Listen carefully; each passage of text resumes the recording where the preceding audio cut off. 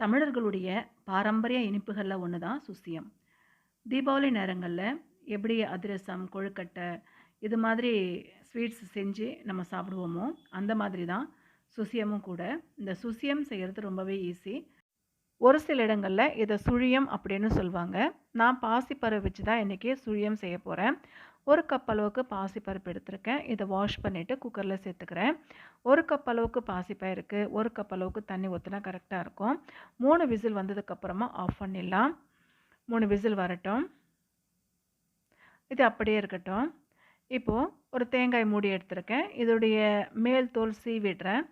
சீவிட்டு துருவிக்கிறேன். இது போல துருவி எடுத்துக்கணும். இப்ப இது ஒரு மிக்ஸி ஜார்ல சேர்த்துட்டு, ஒரு சுத்து நம்ம அரைச்சுக்கலாம். கூடவே 2 ஏலக்காய் சேர்த்துட்டு அரைச்சு அப்படியே வச்சிடலாம். 1 கப் அளவு வெல்லத்துக்கு 1/2 கப் அளவுக்கு தண்ணி ஊத்திட்டு கரைச்சுக்கலாம். வெல்லம் கரையறதுக்காக மட்டும் தான் நம்ம இது.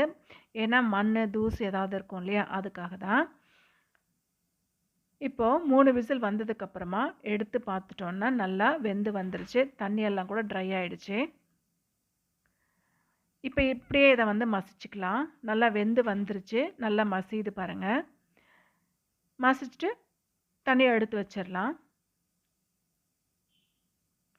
இப்போ நம்ம வெல்ல பாகு எடுத்திருக்கோம் இல்லையா? அத இந்த பேன்ல ஃபில்டர் பண்ணிக்கிறேன். ஃபில்டர் பண்ணிட்டு தூசெல்லாம் நெறையா இருக்கு பாருங்க. இது நல்லா பாயில் பண்ணிக்கலாம்.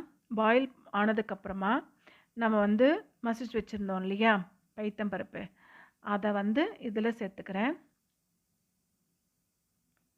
நல்லா மிக்ஸ் பண்ணிக்கிறேன். தண்ணியெல்லாம் நல்லா வத்தி வரணும்.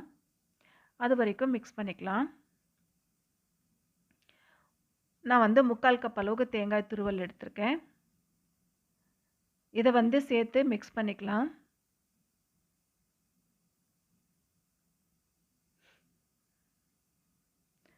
நல்லா தண்ணி எல்லாம் வத்ததுக்கு அப்புறமா ஆஃப் பண்ணிக்கலாம். இது கரெக்ட்டா இருக்கு. ஆறிடுச்சுன்னா இன்னும் டைட்டா வந்துரும். 1 கப் அளவுக்கு நான் மைதா மாவு எடுத்திருக்கேன். 1/2 கப் அளவுக்கு அரிசி மாவு சேர்த்துக்கிறேன். கொஞ்சம் சால்ட் சேர்த்துக்கிறேன் டேஸ்ட்டுக்காக. இப்போ இத மிக்ஸ் பண்ணிட்டு கொஞ்சம் கொஞ்சமா தண்ணி ஊத்தி நம்ம மிக்ஸ் பண்ணிக்கணும். நெறைய மிக்ஸ் பண்ணக்கூடாது. கொஞ்சம் கொஞ்சமா ஊத்திக்கணும். அதே மாதிரி மாவு ரொம்ப தண்ணியாவும் இருக்கக்கூடாது. ரொம்ப கெட்டியாவும் இருக்கக்கூடாது. ஒரு இட்லி மாவு பதத்துக்கு எடுத்துட்டு வரணும். இந்த மாதிரி நம்ம எடுத்துட்டு வந்துரணும். இந்த மாதிரி இருக்கணும். இப்போ கொஞ்சமா கையில நெய் அப்ளை பண்ணிட்டு, சின்ன சின்ன உருண்டைகளா இந்த பூரணம் புடிச்சுக்கலாம். எண்ணெயில போட்டு எடுத்துக்கும் பொழுது ஈஸியா இருக்கும். அப்பதான் இது போல எல்லாத்தையுமே உருண்டை பண்ணி வச்சுக்கலாம்.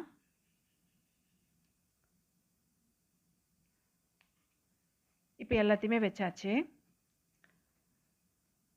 ஒரு பேன்ல ஆயில் விட்டுக்கிறேன்.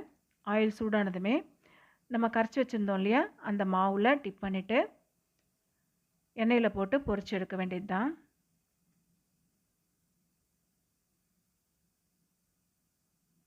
இதே மாதிரி எல்லா உருண்டைகளும் சேர்த்துடலாம்.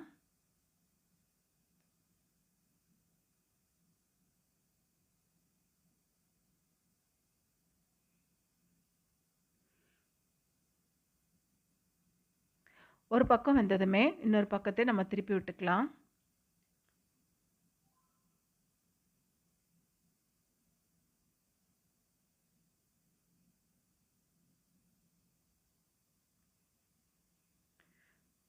ரெண்டு பக்கம் வெந்ததும் நம்ம எடுத்துடலாம். இப்போ ஸ்டவ் மீடியம் ஃப்ளேமில் வச்சு நம்ம குக் பண்ணிக்கணும்.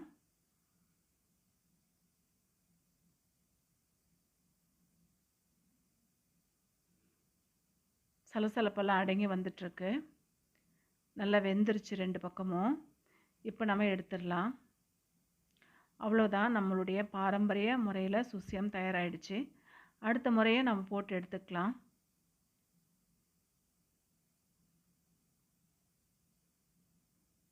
இது குழந்தைங்கள்லேருந்து பெரியவங்க வரைக்கும் எல்லாருமே விரும்பி சாப்பிடுவாங்க. ஸ்கூல் விட்டு வர குழந்தைங்களுக்கும் கொடுக்கலாம். தீபாவளி டைமில் நிறைய வீடுகளில் இந்த சுசியம் கட்டாயம் செய்வாங்க.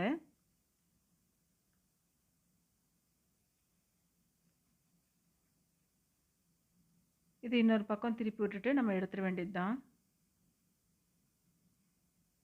மைதா மாவு அப்படிங்கிறதுனால நல்லா ஒட்டிக்கிச்சு.